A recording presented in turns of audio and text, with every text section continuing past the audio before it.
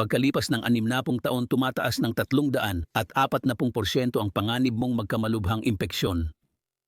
Ang iyong immune system ay humihina ng 2 hanggang 3% bawat taon. Pero heto ang nakakagulat. Ang pinakamalalaking banta ay hindi nanggagaling sa inaakala mo. Habang nag-aalala ka tungkol sa kolesterol at presyon ng dugo, may 7 bahagi ng iyong katawan na tahimik na sumisira sa iyong kalusugan. Mga bahagi na labis na napapabayaan na malamang kahit ang iyong doktor ay hindi pa ito nabanggit sa iyo. Ipakikita ko sa iyo ang isang 5 minutong daily protocol na ayon sa pag-aaral ay maaaring magdagdag ng 7 taon sa buhay mo. Hindi sa pamamagitan ng mamahaling mga suplemento o komplikadong mga dieta, kundi sa pagtutok sa mga nakatagong pagkakamali sa kalinisan na 89% ng mga matatanda na lampas 50 taong gulang ay ginagawa araw-araw. Ang malapit mo nang matuklasan ay magbabago ng pananaw mo tungkol sa iyong kalusugan magpakailanman dahil ipinakita ng mga bagong pag-aaral mula sa malalaking institusyong medikal ang isang nakakabahalang bagay. Karamihan sa mga impeksyon, pamamaga at pagbagsak ng immune system sa mga matatandang tao ay nagsisimula sa 7 partikular na bahagi ng katawan na halos hindi nabibigyan ng pansin sa tradisyonal na medisina. Hindi ito mga kakaibang bahagi ng katawan. Nakikipag-ugnayan ka sa lahat ng 7 ito araw-araw, pero malamang na gumagawa ka ng mga kritikal na pagkakamali sa bawat isa, mga pagkakamaling naiipon sa paglipas ng panahon na lumilikha ng perpektong bagyo para sa malalalang problema sa kalusugan. Narito kung bakit mas mahalaga ito matapos ang 50. Ang mga natural na mekanismo ng depensa ng iyong katawan ay bumabagal. Ang mga bahagi ng katawan na dating kusang nalilinis ay nagiging pugad ng mapaminsalang bakterya. Bumabagal ang iyong sirkulasyon, kaya mas mabagal at mas delikado ang paggaling mula sa mga impeksyon. Pero ito ang kamangha-manghang parte. Kapag tama mong tinutukan ang 7 aspetong ito, kumakalat ang mga benepisyo sa buong sistema ng iyong katawan. At lahat ng ito ay nagsisimula sa pinakamapanganib na bahagi sa lahat, isa na nilalason ang iyong dugo ngayon habang pinapanood mo ito. Ang iyong dila ay may higit sa 700 iba't ibang uri ng bakterya at mas marami pa itong bacterial diversity kaysa sa buong digestive system mo. Ngunit 74% ng tao ay hindi ito malinis ng tama. Nandito ang panganib. Ang mapanganib na bakterya sa dila ay pumapasok sa dugo sa pamamagitan ng maliliit na hiwa sa bibig. Ang mga bagong pag-aaral ay nag-uugnay ng hindi magandang kalinisan ng dila sa mga sakit sa puso, impeksyon sa paghinga at maging sa stroke. Hindi lang ang iyong dila ang nakakaapekto sa iyong hininga, nilalason din nito ang buong sistema ng iyong sirkulasyon. Ang tamang paraan ay nakakagulat na simple. Gumamit ka ng pangkayod ng dila, hindi ang iyong sepilyo. Kayurin mula likod patungong harap, huwag pahalang.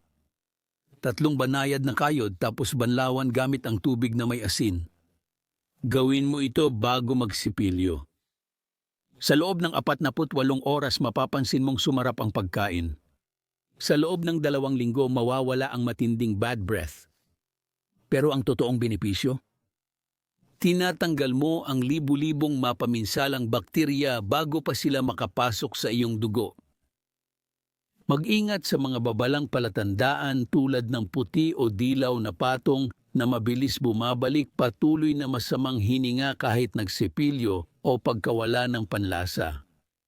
Pero ang dila ay simula pa lang dahil may isa pang bahagi na direktang konektado sa iyong utak at kapag pumalya ito, ang mga epekto ay lagpas pa sa inaasahan mo. Mas mabilis bumaba ang kakayahang mag-isip ng matatandang may hindi nagagamot na problema sa pandinig. 40% mas mabilis kaysa sa may malusog na pandinig. Ang iyong mga tainga ay hindi lang para makarinig, sila rin ay direktang daan papunta sa iyong utak. Kapag napapabayaan ang kalinisan ng tainga, ang mga epekto nito ay kumakalat sa buong iyong nervous system. Ang pinakamalaking pagkakamali. Cotonetes. Itinutulak nila ang tutuli papaloob, nagdudulot ng bara na pwedeng magresulta sa ugong sa tainga, hilo at problema sa memorya. Ang iyong tainga ay kusang naglilinis ng sarili pero kung hindi mo pakikialaman ang proseso, punasan lang ang labas ng tainga gamit ang basang tela. Huwag kailanman magpasok ng kahit ano sa loob ng kanal ng tainga. Kung makaramdam ka ng bara, gumamit ng patak na inaprubahan ng doktor para palambutin ang tutuli. Iwasan ang malalakas na ingay at panatilihing tuyo ang tainga pagkatapos lumangoy. Maging mapagmatyag sa tuloy-tuloy na ugong o ingay, pakiramdam na puno ang tainga na hindi nawawala o anumang likido o matagal na pananakit. Pero kahit na malusog ang iyong mga tainga, may isa pang sistema ng pagsasala na malamang ay pumapalya ngayon, isa na nagpoproseso ng bawat paghinga mo. Humihinga ka ng 23,000 beses sa isang araw. Sinasala ng iyong ilong ang 79.77% ng mga particle na mas malaki sa 0.5 microns, mas epektibo kaysa karamihan sa mga air purifier. Pero kapag hindi naaalagaan ng maayos ang mga daanan ng ilong, pumapalya ang sistemang ito ng pagsasala. Direktang nakakarating sa iyong mga baga ang mga polusyon, allergen at bakterya. Ang resulta? Kronikong pamamaga na nagpapahina sa buong immune system mo. Paglampas ng 50, natural na natutuyo ang mga tissue sa ilong, kaya mas kritikal ang tamang pag-aalaga. Simula ng araw sa banayad na paghuhugas gamit ang saline solution. Gumamit ka ng Lota linggo-linggo para sa mas malalim na paglilinis. Suminga ka ng dahan-dahan, isang butas ng ilong lang sa bawat pagkakataon. Ang steam treatment 2 beses sa isang linggo gamit ang eucalyptus oil ay magbubukas ng husto ng iyong mga daanan ng hangin.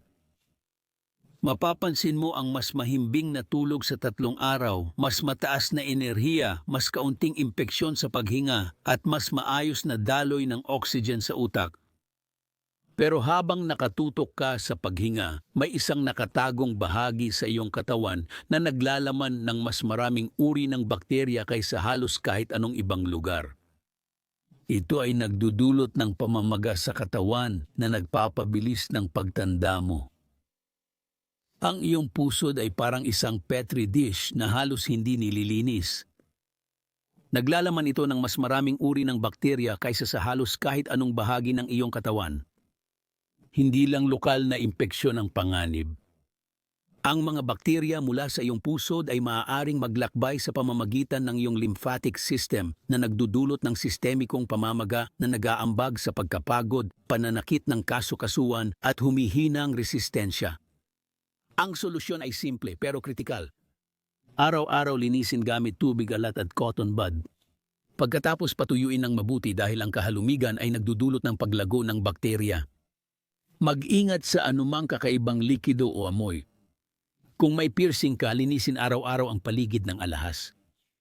Magmasid para sa matagal na amoy kahit nililinis mo anumang kakaibang likido o basa o pamumula at sakit sa lugar. Ngayon, maaaring mukhang kaya pang kontrolin ang lahat ng ito pero may isang bahagi na literal na pwedeng magdesisyon kung mananatili kang independent sa mga susunod na taon. At karamihan ng tao ay sinisira ito araw-araw nang hindi nila namamalayan. Ang iyong mga paa ay may 25% ng lahat ng buto sa iyong katawan at mahigit 7,000 nerve endings.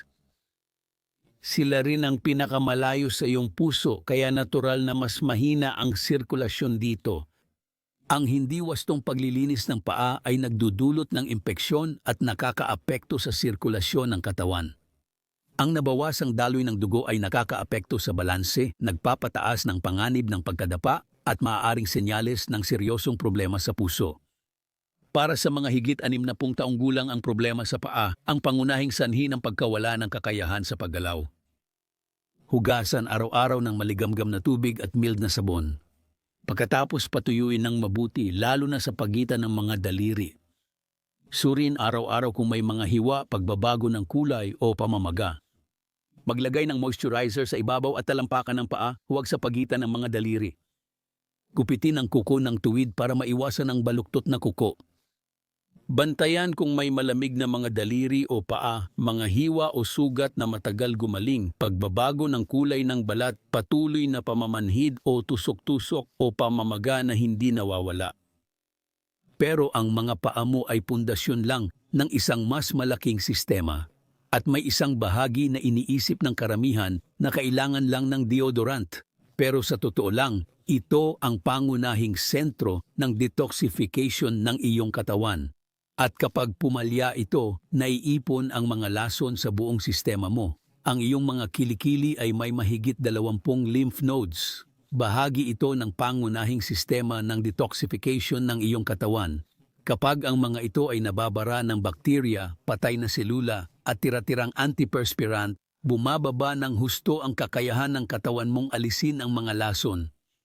Karamihan sa mga tao ay iniisip na ang kilikili ay kailangan lang ng deodorant, pero ang hindi tamang paglilinis ay nagdudulot ng toxic na naipon na nagpapabigat sa iyong lymphatic system na nagreresulta sa chronic na pagkapagod at mahinang immune system.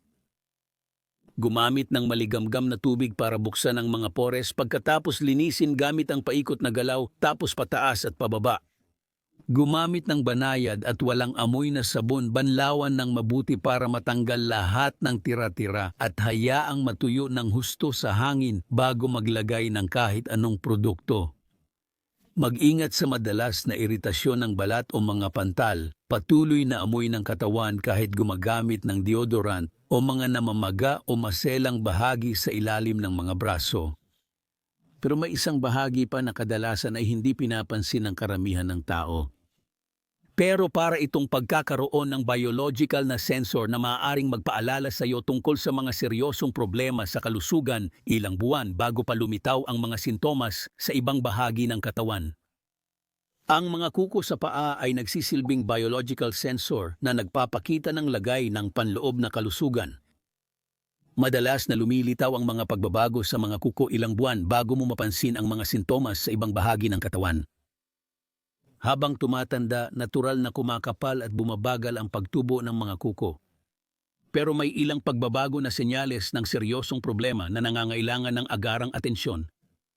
Lingguhan mong obserbahan kung naninilaw ang mga kuko dahil madalas itong palatandaan ng impeksyon sa fungus o problema sa paghinga.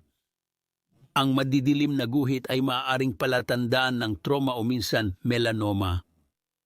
Ang pagbago sa kapal ay maaaring senyales ng thyroid o arthritis. Ang maliliit na butas o guhit ay kadalasang may kaugnayan sa kakulangan sa nutrisyon. Suriin ito linggo-linggo sa ilalim ng magandang ilaw. Panatilihing malinis at tuyo, gupitin ng tuwid at hindi pakurba, gumamit ng sapatos na tama ang sukat at agad gamutin ang anumang pagbabago. Narito kung bakit napakalakas ng protokol na ito. Ang 7 bahaging ito ay magkakaugnay. Mas gumaganda ang tulog kapag malinis ang daanan ng ilong. Ang magandang tulog ay nagpapalakas ng immunity. Ang malakas na immunity ay tumutulong labanan ang impeksyon sa paa. Ang malulusog na paa ay nagpapabuti ng sirkulasyon. Mas mabuting sirkulasyon ay tumutulong sa lymphatic drainage sa kilikili. Ang malinis na lymphatic pathways ay nagpapahusay ng detoxification. Ang tamang detoxification ay nagpapabuti ng function ng utak na konektado pabalik sa kalusugan ng tainga at dila. Isang kumpletong sistema kung saan bawat bahagi ay nagtutulungan. Ang iyong araw-araw na routine ay tumatagal lamang ng eksaktong 5 minuto. Sa umaga, maglaan ng 30 segundo bawat isa sa pag-scrape ng dila, paghuhugas ng ilong, paglilinis ng pusod at pagsusuri ng mga paa. Sa gabi, maglaan ng 70 segundo sa paghuhugas at pagpapatuyo ng mga paa, 60 segundo sa malalim na paglilinis ng kilikili at 30 segundo sa pagsusuri ng mga kuko sa paa. Lingguhan, magdagdag ng 5 minutong malalim na paglilinis gamit ang lota at 10 minutong steam treatment. May hamon ako para sa iyo. Pumili ka lang ng isa sa 7 lugar na ito. Mag-focus ka rito sa loob ng susunod na 7 araw gamit ang eksaktong pamamaraang sinabi ko. Huwag gawin lahat ng sabay-sabay. Piliin ang bahagi na pinakaangkop sa kasalukuyan mong alalahanin sa kalusugan. Pagkatapos ng 7 araw kung hindi mo mapansin ang pagbuti sa iyong enerhiya, tulog o pangkalahatang kalagayan, bumalik ka sa dati mong routine. Ngunit inaasahan kong magugulat ka sa laki ng pagbabago na kayang gawin ng isang maliit na pagbabago lang. Malinaw ang pananaliksik. Umangkin yung mga simpleng protocol na ito ng kalinisan ay maaring magdagdag ng mga taon sa iyong buhay at buhay sa iyong mga taon. Ang tanong ay hindi kung gumagana ba ang mga ito. Ang tanong, ipapatupad mo ba ito? Ang pagbabago mo sa kalusugan ay magsisimula sa susunod na 5 minuto. Anong bahagi ang pipiliin mong unahin? Kung naging kapaki-pakinabang ang video at may natutunan kang bago sa pagprotekta ng kalusugan, i-like at mag-subscribe para sa mas marami pang health tips na makakatulong sa iyo. Salamat sa panonood, magkita tayo sa susunod na video. Mag-ingat ka.